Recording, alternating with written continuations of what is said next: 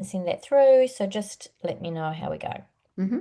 Okay, so welcome everyone to No More Tossing and Turning. I am Vicky Jamieson, your hostess for today, and I want to share with you some sleep techniques that actually work. Always handy, isn't it? And the reason being, when you don't sleep, you feel so tired. Would you agree? Yes. Can't think properly and you can't do anything and you can't function, literally. So let's cover off on some things. So, first of all, I want you to think about sleep and rest as two separate but co-joining things. So, rest is how we return to our wisdom. So, we don't always have to be asleep for that to happen.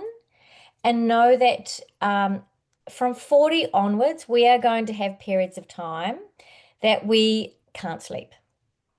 So, even with all these strategies that I'm going to share with you, and you'll hear lots of other things, I say try everything and go with the ones that stick. But keep an open mind because sometimes we need to change. But behind all that, or underlying all that, is this philosophy of resting. Because resting sends the message to your nervous system that we are safe. And quite often, whether this comes as a woman who's had children, or maybe you've had a high-powered job, or maybe it's been through trauma, there's a built-in part of our nervous system which happens as we go through puberty and then on to have kids. But even if you don't have kids, this is still active in your reproductive years, where our nervous system sometimes at night isn't completely shut down. It's not completely relaxed. It doesn't feel completely like it can switch into regeneration mode because it's listening out. Maybe it's listening out to the child that's going to wake in the night. Maybe it's listening out to a husband who's coming home late from a flight. Maybe it's coming home, the teenagers are coming home, and you really want to check in to see what time that is. It could be a whole lot of things. So just know that resting, it equals safety for your nervous system, and that can equate to not as powerful a regeneration as sleep, but it's pretty close. So that is a good thing. So when we honor rest, we awaken the radiance that stress once dimmed. Okay, and when I say stress, we don't sometimes feel stressed. So it's all about our nervous system. So the fight or flight or the rest, digest, repair, which is what our sleep gives us. So when we're not in that phase, then we're in fight or flight. That's the stress that I'm talking about. When your nervous system is active, it's on. We call it the red zone. You want to get into the green zone. Rest sometimes gives you an orange zone, moving into the green zone. Mhm. So it can actually benefit you. So if you're not sleeping in any way, shape, or form, or you don't feel rested when you wake, perhaps you're getting the hours of sleep, but you're not feeling like you've had a deep sleep, you're not alone. So 70% of women over the age of 40 report disrupted sleep. So it's actually really common. So tonight's about kind of calming that chaotic mind that we have, the monkey mind, learning why these things happen so that we can actually give ourselves permission when we're lying there wanting to go to sleep to go, it's okay, my body's resting. So maybe having a few affirmations around what will help you stay calm so that your nervous system can go into rest, digest, repair. So let's create an intention tonight, but also think of it as an intention that you set every single night when you hop into bed. And we're going to go through some rituals that you can do so that this is like a muscle memory that we can create. So you set the intention, you're creating an environment and a space energetically, like through smell and through sight and through slowing down and through breath work, that you have the intention that you're going to have the perfect amount of sleep that you need for the next day.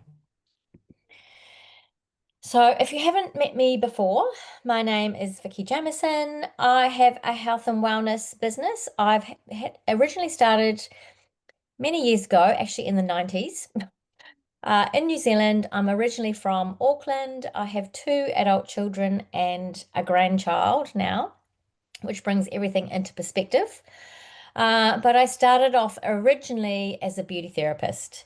So a lot of my holistic practices that I have brought into to help my clients have originated from my learnings from anatomy and physiology, which I learned at beauty school.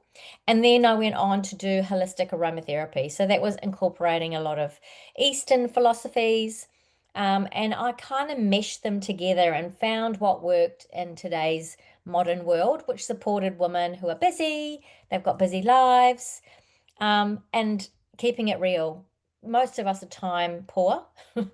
And I was very time poor when I had a busy clinic with staff, lots of stress, busy, kids, just like most women. And just like most women, I love chocolate. And one thing that you might like to know is I do triathlon. So I'm not saying that, oh, yes, I'm great. I actually took it up at age 39. It was on my bucket list. Mm. And I thought, when I turn 40, I want to have that ticked off my list. Little did I know I was going to fall in love with the with the speed of it all and the joy that it gave me, and it started a new passion. So I'm still doing it now at 59. So the message there is, you're never too old to start something, but you need to be very smart about how you do things. Like I have a coach. I look at it very holistically and fit it into my lifestyle. So whatever you want to achieve is possible. And of course, we have less sleep as triathletes. So going through perimenopause, this was always a challenge for me as well. So the modern sleep struggle. So this is definitely a real thing. I'm going to try and just get rid of that hand that I've got there. I wonder if I can get rid of that lower hand. Here we are. That's better. So just think about for a moment, why can't you sleep? So maybe just either make a mental note or jot it down on a piece of paper. So the usual areas, and if you did the sleep quiz, you might have come up with one of these areas. Maybe you're feeling wired, you know, you can't get to sleep, but you know you're really tired. So this is more about getting to sleep is your main issue. You may be waking between 2 and 3 in the morning, and we're going to talk about liver health. Liver is more active within those times between 2 and 3 in the morning. And so there are a number of factors that may be beneficial to work on to help your liver not be so loaded. um, Brain fog and low motivation may be a result of, you know, why we can't sleep, but also why we can't get back to sleep. We might feel fuzzy, but not tired fuzzy. It's a different kind of feeling. You may be overthinking, or you might be getting the hot flushes or needing to go to the bathroom. I haven't put that one on there. So the other option too is you might be waking at around 4 or 5 in the morning, and that's more hormone related. So just define you don't want to get stressed about okay looking at the clock and worry. It's more like, oh, okay, I just net and don't give it. Some say that, but it takes practice. Okay. So your body is actually at this time trying to tell you something. So this is where we need to slow down And instead of worrying, it's going, okay, what's the message here? What do I need to improve on? Where are the areas that I can change so that I can have a better quality of sleep? Make sense? Mm-hmm. Uh, no, why I can't. There we go. So, hormones and sleep. So, this comes up for you as if you're waking between 4 and 5 in the morning. So, when you're over 40, you have this period of time when your periods are still really regular, but underneath the scene, which you may not be aware of, is that your hormones are changing. So, hormones, I'm talking here about your estrogen and progesterone. That estrogen might be doing the roller coaster. It doesn't kind of go down in a nice even slope, so we can know what's happening. It's doing the up and down thing. So when it's up, our liver actually gets more work to do because it has to get rid of it. When it's down, we're potentially not sleeping because cortisol here, which is our stress hormone, is spikes because estrogen naturally would dampen down the effect of cortisol over time. So these are kind of the things that happen. Progesterone, which is your other hormone you get just before you get your period, um, starts dipping as well. So you might start having irregular periods. That's always a key to know if you're in perimenopause, but it doesn't always happen that way until much later. So progesterone is also your feel good. So sometimes you'll notice, and you notice this more when you're still getting periods, is that just before your period, you don't sleep so well. That's because your progesterone's really high. So it's about to release and your period's going to start. So, you quite often the next day go, oh man, I had a really bad sleep. That day you get your period. So it's just a knowing and also we can talk about food. What nutrients do we need more at that time? More magnesium. And we're going to go into a few things a little bit later on that side. So just watch out for that. So I talked about your cortisol. I want you to think about when you're waking up, sometimes that's when you'll get your heat or a hot sweat. If you need to change the sheets or use a towel or whatever, do that so that you don't get cold. But know that your body has gone into fight or flight. So now you really have to focus on breathing and calming. You might want to put some white noise on your phone, or you might want to put a meditation on, use one of those apps to then get out of that fight or flight, some kind of distraction that is beneficial, some vagal nerve music that is more calming. Basically, think calm. Excuse me. So here's what's happening with your cortisol. This is the stress sleep cycle. So naturally, you have high cortisol in the morning. So it comes up in the morning. That's what wakes you up. And then it actually dips around lunchtime. It comes up again. We normally eat at around afternoon tea. It goes down. And then it progressively should be going down as we head towards bed. So cortisol goes down. That's your stress hormone. It signals for another of your hormones to go up, which is melatonin. Melatonin is your sleep hormone. So here's the kicker. When you have high evening cortisol, in other words, we're doing lots of stuff in the evening, we're on our laptops, where there's a lot of blue screen stimulation. Perhaps we're working late, or perhaps we're doing events. Perhaps there's lots of activity, and we're highly involved with stuff. We might not again feel that stress in itself, but it's having that stressed effect on our nervous system. Mm.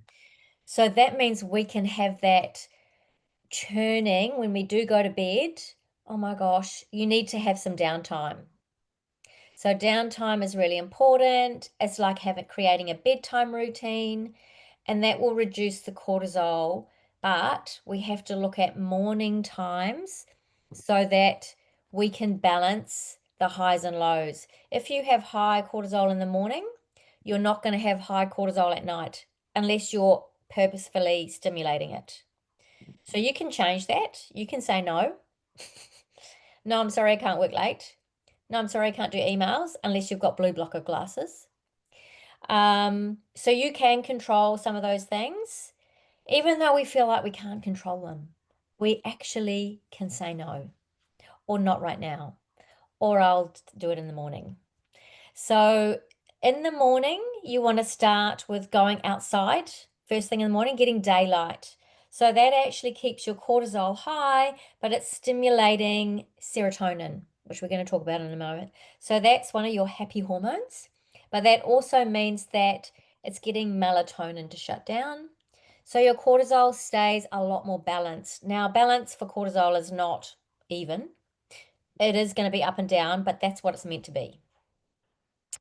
So if you wake up with low cortisol, which is your stress hormone, because you've been so tired and overworked and you haven't slept well, it's going to feel like fatigue. So you usually what happens is most women grab for the coffee first thing in the morning. Now it's different when it's your ritual, but when it's like, oh my gosh, I need a coffee, that's when it's caffeine dependence. Yeah. Okay.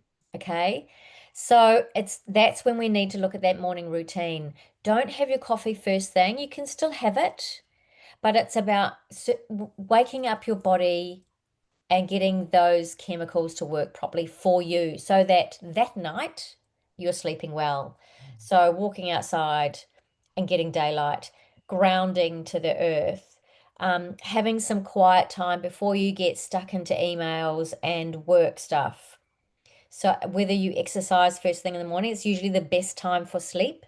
If you exercise or do cardio first thing in the morning rather than at night, that can be one of the high cortisol things you can do is exercise at night.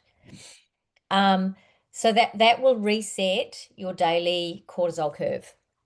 So those are the kind of things that you need to look at. And then eating breakfast.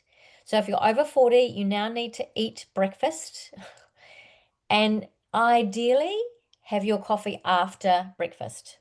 So you need to have something in your stomach before the caffeine hits, mainly because it will spike the cortisol. Mm. So if you're struggling with sleep, eat first and then have your coffee. Mm.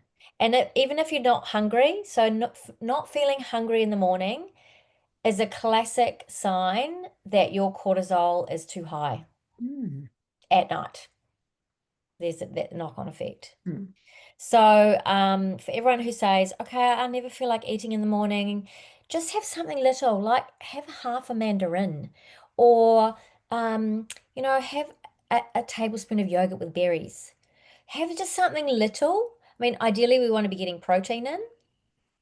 So try and have that as well with nuts and seeds and, do the whole purposeful thing. But if nothing else, and you're really struggling, just start with something little and make it into a habit. It's the things that we do every day have the biggest impact on our health overall. So the third thing that impacts skin is our gut-brain axis or connection. So, your gut is called your second brain for a reason, and it's because it communicates through neurotransmitters on how we feel. So think about it like this. I'm excited about stuff. Okay, I'm really excited. You might get the butterflies in the stomach. In your brain, it's sending off messages. Oh, we need fight or flight. That's a good time to have fight or flight. Okay. So because you need to be on, you need to be ready to go, you need to be action orientated.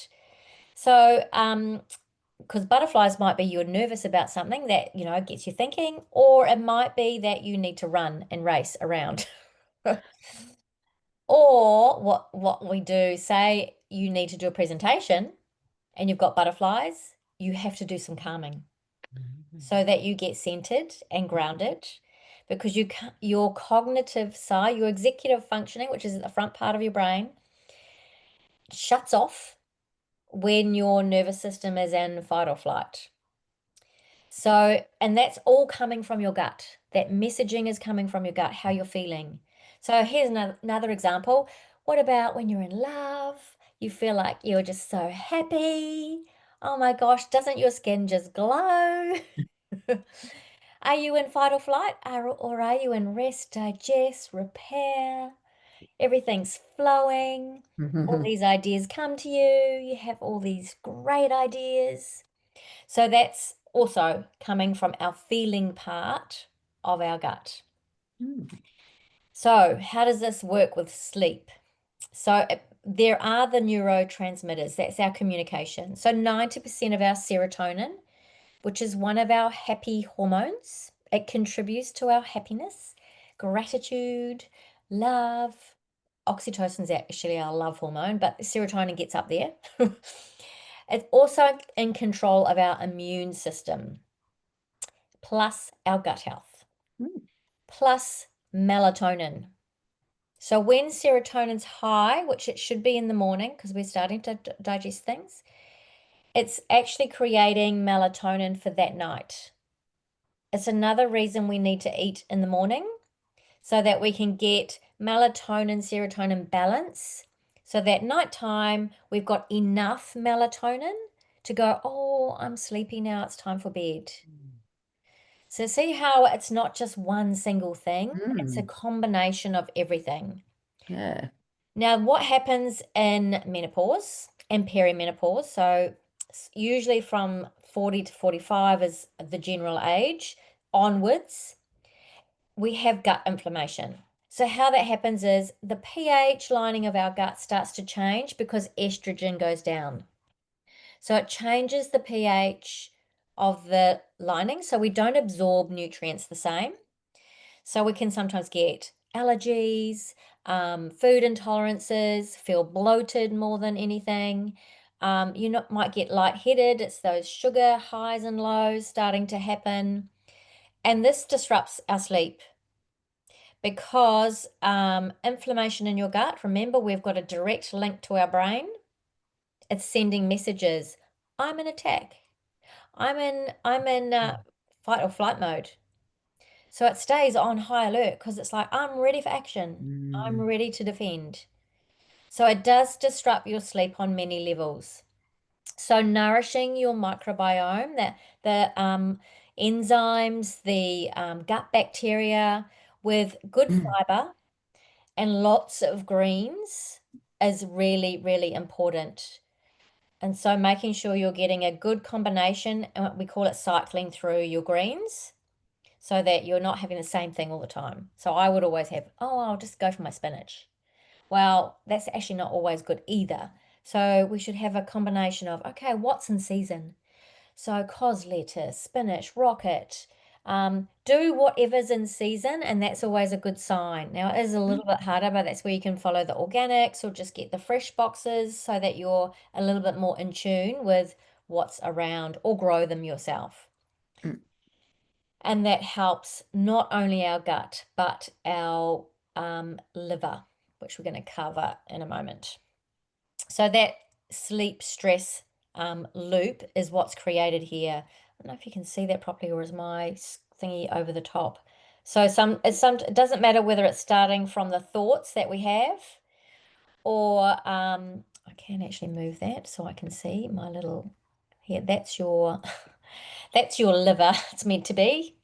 Well, actually, it's your gut. So whether we think it, whether we feel it, whether it's happening from our estrogen and progesterone that's declining, or whether it's coming from the liver, that whole stress cycle circles around and impacts all those internal organs.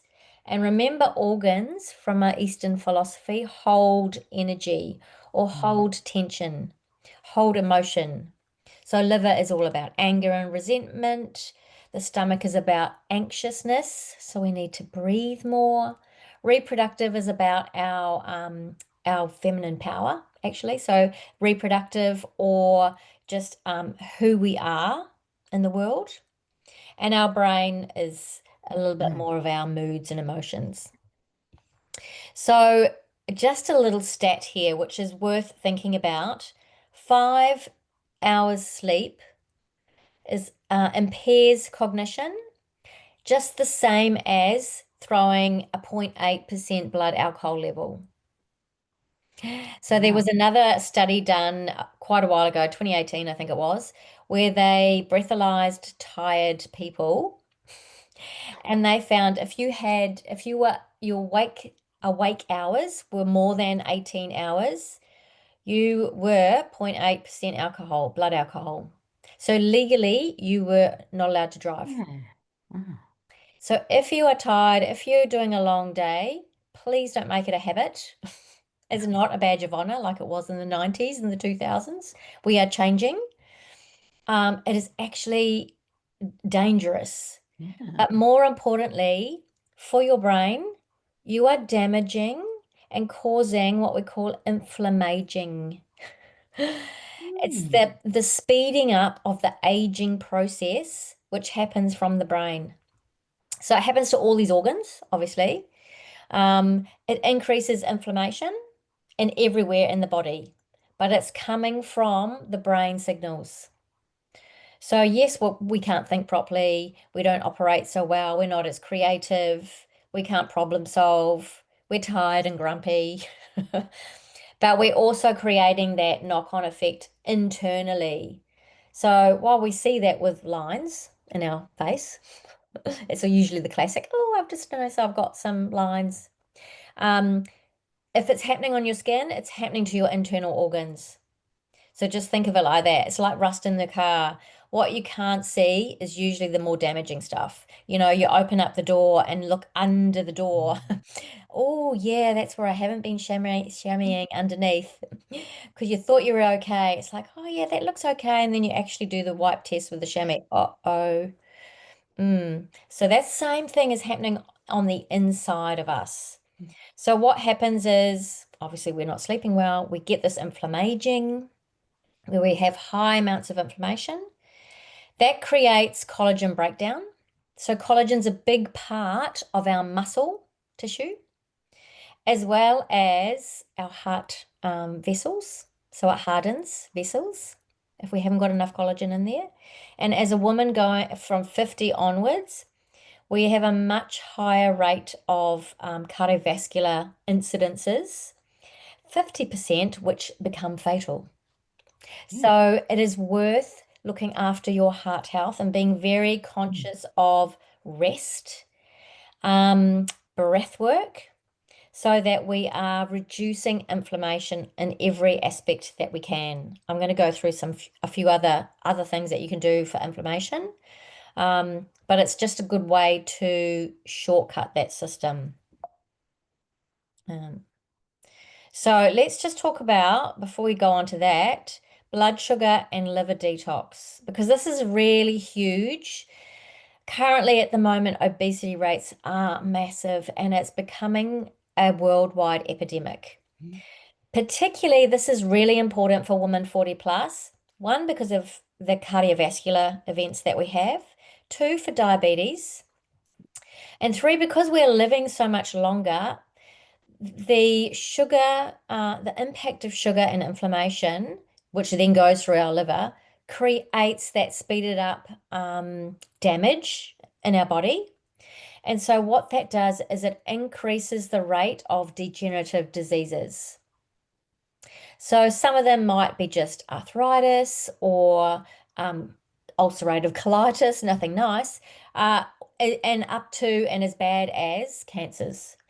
So we just have to be very mindful about how much sugar we are putting in our body, particularly as we get closer to menopausing. And once you're in postmenopause, you really need to watch your sugar because we have a higher incidence of insulin dysregulation. So we can't control our insulin the same.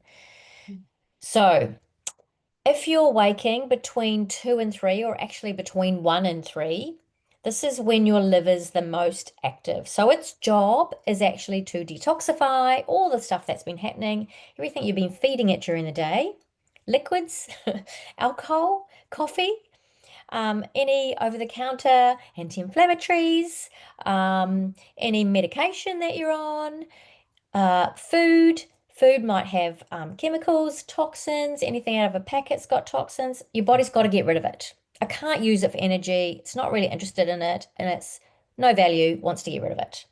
So this is when it does all the work. If you have got too much what we call toxic load, so that's going through, your Mm. liver can't detoxify as fast as you need it to. You will be awake between 2 and 3 in the morning, and that will be your struggle time. So the best thing to do here is to start reducing toxic load. So look at your skincare products. Do non-toxic skincare products. Look at all your personal care products, toothpaste, shampoo, conditioner, body lotion. Everything that you put on your skin takes 26 seconds for it to enter the bloodstream if it's not being used by the skin. So if it's plant derived and chemical, so most things will have some forms of chemical in them just to make it work. Look at what that is. Is it an endocrine disruptor, which is a hormone disruption chemical? We don't want that. Is it a carcinogen? We don't want that. Those are harder things for your liver to get rid of, Mm. and it takes time. So think of it like this. It's like your liver has, it's like roads on the motorway, lanes on the motorway. And so it's like rush hour traffic. All of a sudden, between 1 and 3, there's a traffic jam. Okay, and so there's two phases of detoxification for your liver. Phase one, you need all these things like magnesium, B vitamins, choline, some of these minerals that we see, copper, selenium. So that's phase one. Okay, so it goes through that, chugga chugga. We're now getting onto the slip lane so we can get onto the motorway. Now it's really doing the detox phase. So now it needs different B vitamins. And now it needs different magnesium, and now it needs other nutrients to help it do the job. One, if you're not giving it those nutrients, you're in trouble.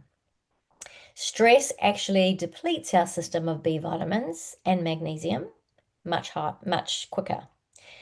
Having less estrogen depletes our system because we have higher cortisol. So it's depleting a lot of nutrients that we would normally have.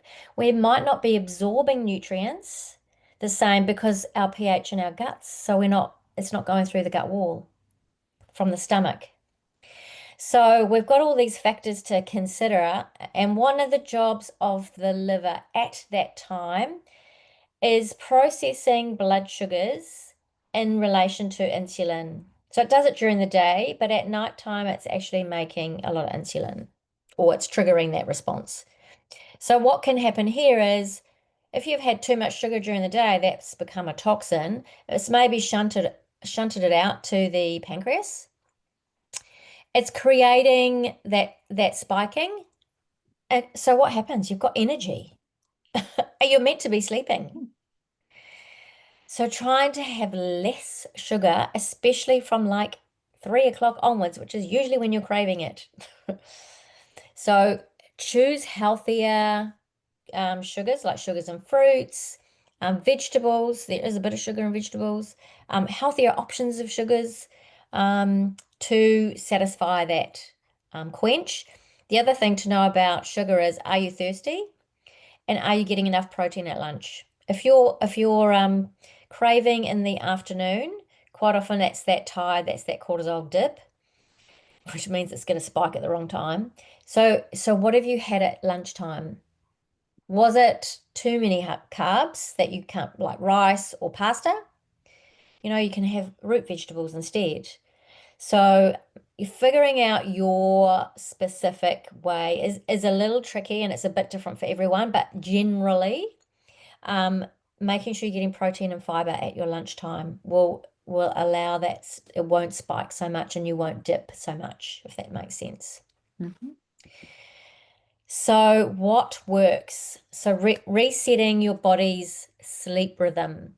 So I talked about this before. First thing in the morning, setting up your day so that your evening sleep routine comes more naturally. You've actually got your neurochemicals working for you rather than trying to fight them. So morning light, within 10 minutes of waking. So just getting outside. Doesn't matter if it's raining, just put your jacket on. Um, stopping caffeine by 11 a.m. And the reason for that is if you are not sleeping, caffeine from coffee has a half-life. So I don't know if you've heard of this before. So a half-life means that you use half of that caffeine up straight away. Your brain's using it Mm. to create energy. The other half sits there and it's slowly working away, but it takes Mm. twice as long for it to work Mm. for it to work through your system, if you like. So just think about after 11 a.m. If you want another coffee, okay, I'm a bit reserved about decaf coffee because there's other chemicals and stuff in decaf. So maybe you need a herbal tea. Maybe you can try peppermint, which is still uplifting.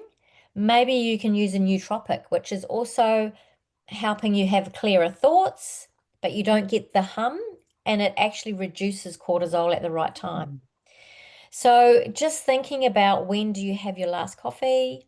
Maybe you're going out for lunch and you can have it as a once off, but notice, am I staying awake tonight? Mm. Mm. So just notice, don't give it any energy. Just go, oh, that's interesting. Maybe have a little journal that you can keep. Oh, what have I eaten today? What have I drunk today? Have I had enough water? The other thing here too, it's really good, and this is really great to stay asleep, but also to get to sleep, is eat a magnesium and protein-rich evening meal. Mm. So what that might look like. Classic one, which is easy to do, is make up a really good quality protein shake with a banana in it. So you might use coconut water or just water, some light protein, like a whey protein or a plant protein. And then I always put a little bit of green powder in because it helps our liver, and then blend it with a banana. So Mm. bananas are magnesium rich and you've got your protein. The reason being is we've got what's called tryptophans. So they're some of our sleep hormones that actually help rebuild, but send the right message at the right time. If you don't want to do that, you can eat walnuts. You can have a half an apple with walnuts. You can have cheese and nuts like almonds. Mm. They are also good, but just watch cheese. For some people that will keep them awake. Mm. So just try. It's the dairy side of things. But just have a play around. A date with some almond butter in the middle is a really nice way to have a nice magnesium rich, protein rich treat just before bed. The other thing is practice vagal toning. So that's, you can simply do that by humming, or, if you have a shower at night, that's a good time to sing in the shower. Hum. Use a vagal nerve reset meditation music. You might just want to have that going while you're getting ready for bed. So while you're brushing your teeth, taking your makeup off, like washing your face after the day, even if you don't have makeup on, it's really good to wash your face. Better still to have a shower because you're actually psychosomatically, you're washing away the day. So Mm. it's good to have that intention around you're now washing away the day and you're preparing for your sleep. It's like a little bedtime routine like babies would have. You Mm. give them a nice warm bath. So you can have your vagal nerve music on at that time. So what is vagal nerve music if you haven't heard of that term? This is the link that we have between our gut and our brain. So it creates so in your nervous system, it's creating that rest, digest, repair mode very quickly. It's just vibrational energy. The tone at which this music is at the same as if we hum. So that's the resonance or the frequency, which is the same as our base chakra, Mm. which is grounding. And it's the same as when we're asleep, we are actually vibrating at a certain frequency. So this all matches in. It also triggers to your body, your nervous system, that you're safe. So remember when I said sometimes we're listening out for people coming home, we can give our nervous system permission to relax, to deeply rest if you can. For, do an affirmation around that. It is safe for me to rest. It is safe for me to rest. It is safe for me to rest.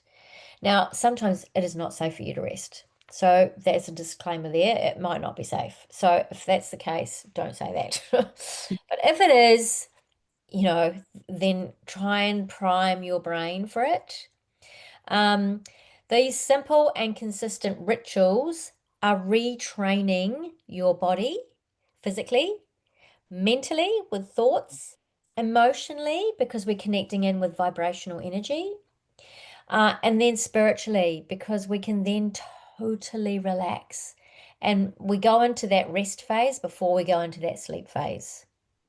So we're just kind of like, oh, that's a nice little sinking into who I am and what I need. So just think about that little rhythm here.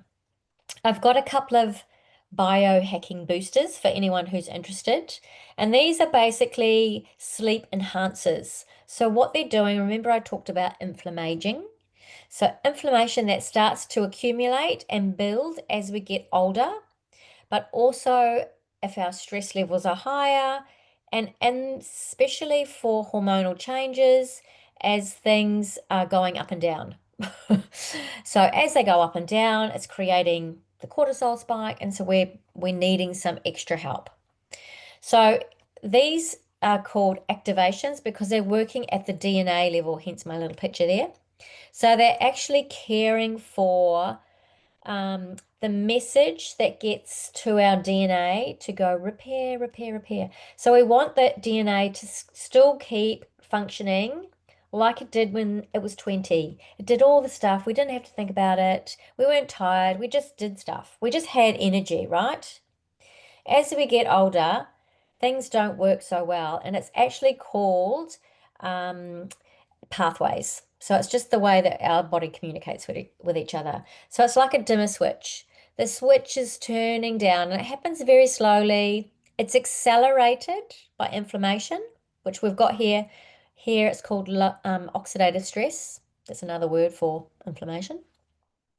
So as it turns down, and all those things mean your body doesn't work so well. We get increased rusting out on the inside.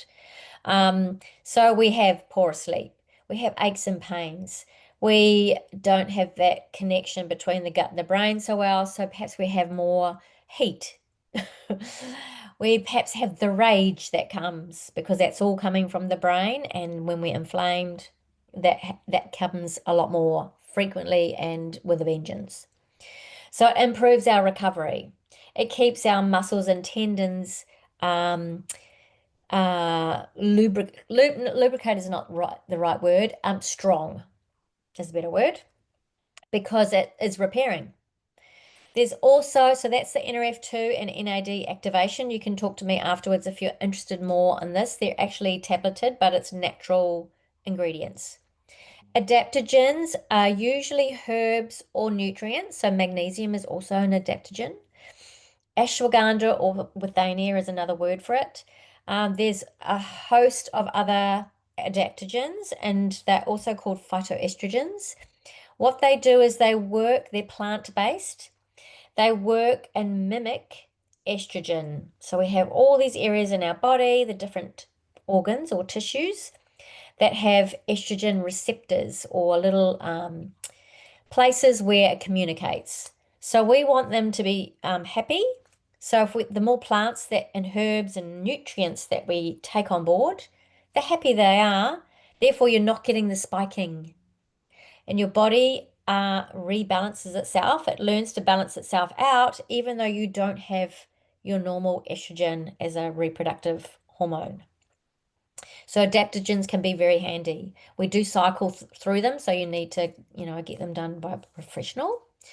GLP-1 balance. So here, a lot of people are turning for insulin regulation mainly to a lot of synthetics. There is natural GLP-1 activators where we can switch back on our insulin regulation, healthy metabolism, and that gut-brain axis to tell us when we're full, when we're hungry, when we're not hungry, everything working together and meaning that obesity is not so much of an issue. Also, our liver's not loaded and our gut is much better. So it hits on a whole lot of things. And equally, sleep is a lot deeper. Nootropics I mentioned earlier, and that's again plant extracts. They work on mental clarity. And the good thing about those is it reduces cortisol. So it's not the hype though. Lastly, grounding. There's a whole lot of other things we can talk about, but these are really good for sleep specifically.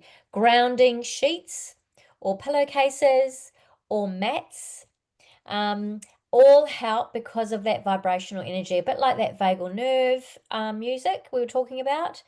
It's the same resonance if you were to stand on the ground. Obviously, when we're sleeping, it's actually really good. So it reduces inflammation. It helps reduce aches and pains, particularly arthritis. It works on energy. So we have a restful sleep. It's getting our sleep into that restful pattern. We should be getting better deep sleep with grounding sheets and mats. All, all of these things are not created equally, let me say. So you do need to know. So, how do you incorporate everything? So, it's what my framework is that I teach with mentoring and in my programs. My philosophy of eat, move, breathe. It just makes it really simple if all you think about is these three things: eat, move, breathe. Lifestyle hacks. So, what am I eating? Is it nutrients? Am I fueling my body and my brain, which also will fuel your hormones? Am I moving my body? So, you know, that old saying of move it or lose it is really true and it's critical as we get older. The thing is with when we're not sleeping is we quite often don't feel like moving our body or exercising, and it is the thing that can shift the needle on sleeping better because of cortisol and working on that day-night thing. So you can do gentle evening stretches if you're having trouble getting to sleep. You can do aerobic activity in the morning. Walking is perfect. And then that third thing is breathing. So belly breathing, not upper chest breathing. So this activates that vagal nerve that we've been talking about and sends that calming message. So my key here is to practice. As you lie in bed, counting to six, do 6 breaths and do that every single night. Now, in the beginning, you're going to think, oh my gosh, this is so boring. But it works. And so, as you get better at breathing from your belly, lifting it up and coming down, you are actually going to feel yourself calming down. So, you're getting a lot more senses coming along. There's other things that you can do in the evening that help with setting the scene, if you like. So, if you've got an infrared sauna at home, or you can use one at the gym if you're at night, say you do yoga at night, and then you have a sauna, that's a really good thing to do. If you haven't got a sauna, you might want to have a warm bath or a warm shower. Using essential oils because we're talking about vibrational energy. Smell takes 3 seconds to reach the limbic center, which is our memory um, and mood center. So, and it also triggers, it's very close to where our triggering happens for sleep, depending on what oils you use. But using something calming, lavender, chamomile, geranium, rose, frankincense, relaxing oils that help to infuse that feeling of calm. Journaling and gratitude, obviously getting into that feeling side of things. What worked today? What could I do better? You can do that. What worked today? What can I do better? Or you might have some gratitude prompts. What are 3 things that were really amazing today? Sometimes in perimenopause, it is hard to get there. Just saying. So it might be like, I made it to bed. I'm grateful for my bed. It's very comfortable.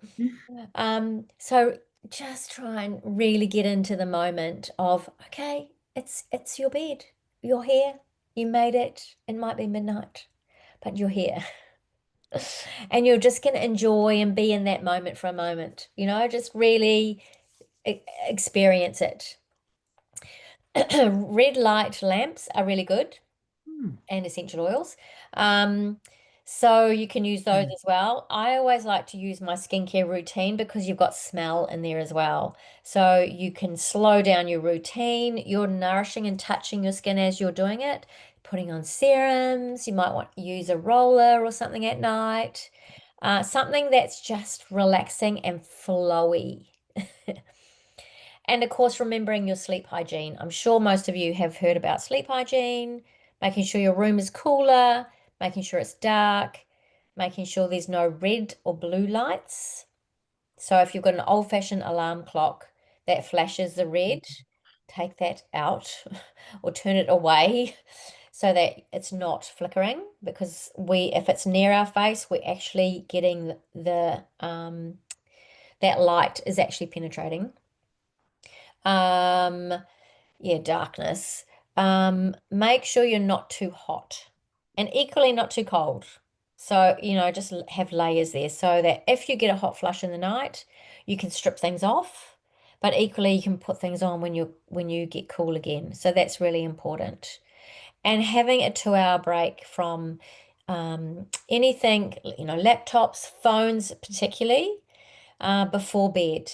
So you're having time that your brain is not being stimulated because you want your melatonin to come through. So doing a little meditation, I'm just going to do a couple of minutes maximum so that you just get a feeling of all you need to do. So just for a moment, close your eyes. And it feels really weird when you're on a webinar and you have to close your eyes and do a meditation. So I always like to make sure your feet are on the ground, put one hand over your heart chakra and the other hand over your belly. And you're not going to think about anything. You're just going to listen to my words. So I want you to take a breath in nice and calmly. It doesn't have to be big. And you're focusing on your belly expanding. So it might be pushing out if you're sitting down, or if you're lying down, it might be pushing up to the ceiling. You're going to hold here for a moment, and then as you breathe out, you're going to push your tummy into your spine. You can, if you want, make that sound, which is a vagal nerve sounds. And then as you breathe in again, we're going to do 3 breaths. Breathing in, try not to breathe in from your chest. You're breathing in, expanding your diaphragm, and then hold for a moment. And then as you breathe out slowly, releasing the air, trying to make your outward breath slower and longer. It helps reduce cortisol. Last one, we're going to breathe in, tummy expanding, getting bigger like a little Buddha, and then holding at the top, holding a bit longer, and then breathing all the way out, pushing your tummy into the spine. So a few moments, and then breathing normally. So a few moments of presence before you go to bed. And what I like to do is sit up in bed and do more of that mindfulness before I lie down. So you might want to do your gratitude straight after your meditation. You've actually calmed yourself down. Gratitude, it's easier to think about whatever you're grateful for, and then lie down. I quite often do my 6 breaths again and then roll over and go to sleep. I'm actually asleep in seconds. So how we integrate it all together. So I want you to think about hormones. Where are your hormones? Stress levels as far as your nervous system goes. What can you do to support those stress hormones, the cortisol? Your gut health. Are you having fuel for your gut mindfully? And that includes emotionally. And then all your lifestyle habits. So we're not racing around. We're doing our morning and our evening rituals so that we can bookend the day. So this works more on the root causes of things rather than band-aiding, which quite often doesn't work. Mm, It's taking sleeping tablets, mm, melatonin, even though it can be good, there's times and places. Traveling is good time. But when you address the root cause, sleep becomes effortless and restorative. And that's what you're aiming for. So ready to sleep more deeply again? So rebalancing your hormones, reset your stress response, and wake up renewed. If you're going through perimenopause or menopause, so ideally between 40, 45 to 55. You may be interested in my Thrive Through Menopause course. It's an online program I have. I take you through it. It's personalized, but also available on your phone. And it really helps you integrate a lot of these philosophies. Or you can book a vitality consultation if you'd like to check it out. Here's a little bit more about what we do. We learn about flipping your symptoms, the foundations of why things happen, why we get symptoms. Symptoms are just a reason for us to look deeper within ourselves. What's our physical, our mental, emotional side of things? And then how do we grow into our spiritual side or our wise woman years? And each one, there's lessons, video lessons, and I take you through a Q&A. So whether that's for you or not, it doesn't matter. You're here right now. So one of my clients who did go through the program commented, I sleep through the night for the first time in years. And I remember when she told me this, and my Mm, brain fog is gone. Amazing. mm, That is life-changing when you are not sleeping. So real woman, real results, because sleep is the foundation of vitality and radiance. So I want you to hear this as we finish. This is the last thing. Rest is not laziness. So we have been brought up in a time where busyness, we've been told that it's good, it's productive, we're gonna get that promotion, we're busy, busy, busy, we're looking after everybody. And now I'm telling you to slow down. Slowing down and rest can look very different when you give yourself permission to make it what you want. So, slowing down doesn't mean you're getting old and can't do things. Resting doesn't mean that either. Resting means I can have some self-care. I can go read a book in the garden for an hour with a cup of tea in the middle of the day. Or I can have a bath in the middle of the day if I want, if I feel I need it. What's your kind of self-care that you find gives you the most comfort? And it may change depending on what you need at the time. So identifying that. So rest is not laziness. It's how you connect to your wisdom. It's helping you tune into your body to know what you need at a deeper level so that you can then give it what it needs. Maybe you're hungry. Maybe you're thirsty. Maybe you need quiet time and you don't want to be bothered by everyone else. So, what one change will you make tonight to honor your rest moving forward? And sometimes it's just permission. Permission, if I feel tired, I'm gonna sit down and do that stuff later. So, thank you for joining me. Um, I can get the recording out to you later on. Enjoy and wishing you very restful sleep tonight.